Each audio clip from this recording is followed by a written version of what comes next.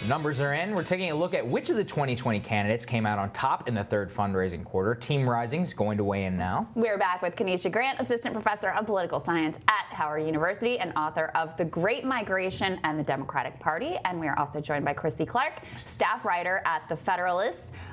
Great panel today. Absolutely. So third quarter fundraising ended yesterday. We're just starting to get a few of the candidates' numbers in, notably Pete Buttigieg and Bernie Sanders. We can put them up on the screen here. So very strong showing from Sanders, who upped his number from last quarter. Buttigieg, on the other hand, has fallen off a bit. Also, if you dig into Sanders' numbers here, 1.4 million donations, top employer, Walmart, Amazon, and Starbucks, and top profession, teachers. Yeah. What is hilarious is, I was reading this in Politico this morning, just yesterday, Politico had the Bernie is in trouble, behind the scenes with a candidate in decline was the narrative yesterday. This would tell a different story, I would say. Yeah.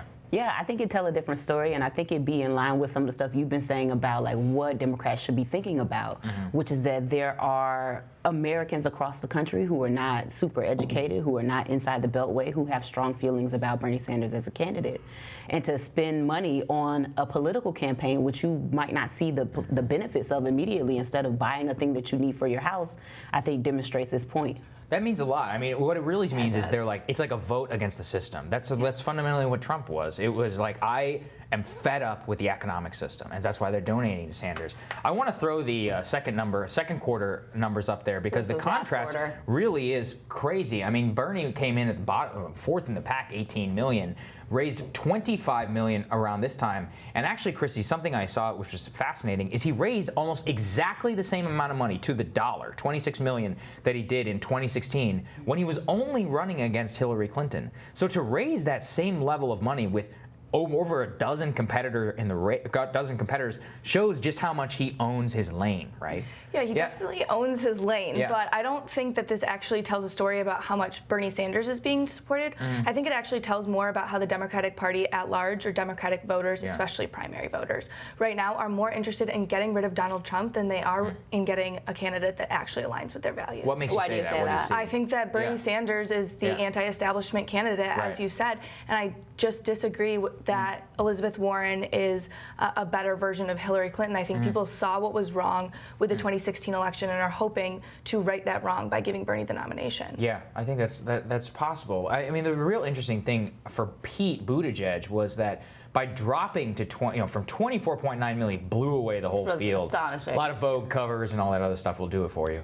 But I mean, what ends up happening is he's dropping to 19 million. He is an ever-present force. But if we could just go back, I mean, we were just talking about, he's at 5% in this national poll. I haven't seen him crack 10 in a long time in this national field. I don't know if he ever has. And that is one of those things where ultimately having Manhattan and Silicon Valley love you is not enough to win the Democratic nomination, right, Kenesha? Yeah, especially if you can't get it to translate into language that regular people can understand. Yeah. And so it's great to have the money, but you're supposed to be using the money to get a message across to people who might not otherwise be paying attention to you. And it seems like he's having some kind of barriers as far as that's concerned. Yeah. I saw a recent story from the Buttigieg campaign bus, I think it was from Bloomberg, just broke this morning, about how Buttigieg's campaign strategy is to position himself as the moderate alternative to Joe Biden. But I mean, the thing is, Chrissy, is like, if you want moderation and you want return to Obama, who's better than Obama's vice president? Right. You don't need this like South Bend mayor, and we don't know who he's all about and what he's done or what he stands for. Exactly. Yeah. And I grew up in the area where Pete Buttigieg is from, or nearby,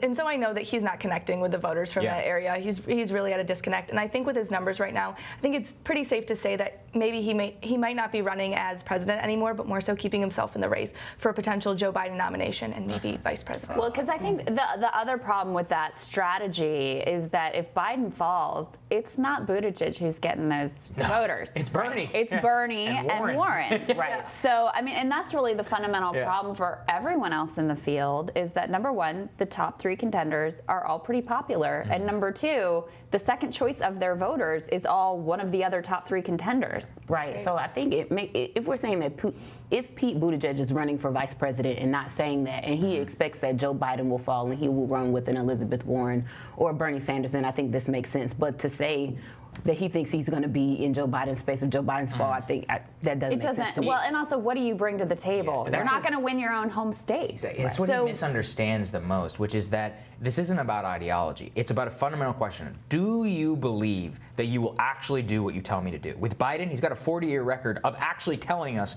what he would do, the things that he's fought for. Same with Elizabeth Warren and same with Bernie Sanders. Now, there's important differences between both, but nobody can deny where they stand on certain issues, and voters are certain of that. They don't have that certainty with Buttigieg, and his type of candidacy really has to work in a very different moment. And I think that this moment is not for him, particularly in an era where so many of the Democratic voters, right, Kanisha, are just like, we want to get rid of Trump, but we need to trust that we can turn something over to you and you're going to do something with it. Yeah, and I think about this in terms of black folks who live in the area who are not like excited about him. Yeah. And so one of the problems I think he would have with black candidates is that it would need to be the case of the folks where he's from say, you know, we really like this guy, this is our guy, everybody trust us. Right. But they are not saying that. Quite the opposite of that. It's exactly the opposite of that. And so I think that'll be problematic for him as he moves forward.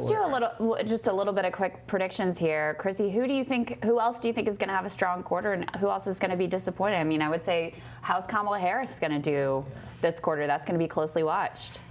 Kamala Harris has really underperformed as a candidate, in my opinion. I think she had a really great first outburst in the first Democratic election or debate, and after that, she's just kind of sunk. I think that Tulsi Gabbard going after her at that second round of Democratic debates has just brought her down, and why bother with Kamala Harris when you could donate to a top 3 candidate? Yeah, what do you think, Kanisha, quickly? I'd be interested to see Warren's numbers in comparison to Kamala Harris. I think that we've talked at this table about the fact that folks are going back and forth between them. And so I think it might be possible that Harris doesn't come out like we want her to come out. And if that's true, then I expect that money to be going to Warren. I expect a very big showing from Elizabeth Warren and a very middling showing from Joe Biden. It's going to feed the narrative that Warren is rising. What do you think, Crystal? I'll buy that. Yeah. I'll buy it. All right. Thanks, ladies. Thanks, guys. Of course. Tomorrow on Rising, Israel's political deadlock could leave the Trump administration's Middle East plan in limbo. Journalist Neri Zilber is going to discuss what's next. And who is former Alaska Senator Mike Gravel backing in the 2020 Democratic primary? He's already made it clear, but he's going to share all his thoughts on the race, and we know that you're excited about that. As always, like, share, subscribe to us on Twitter, Facebook, Instagram, WeChat. Just kidding. Sending your question to #RisingHughes. And of course, hit subscribe on YouTube. Do it now. Have a great day, see you later. everybody.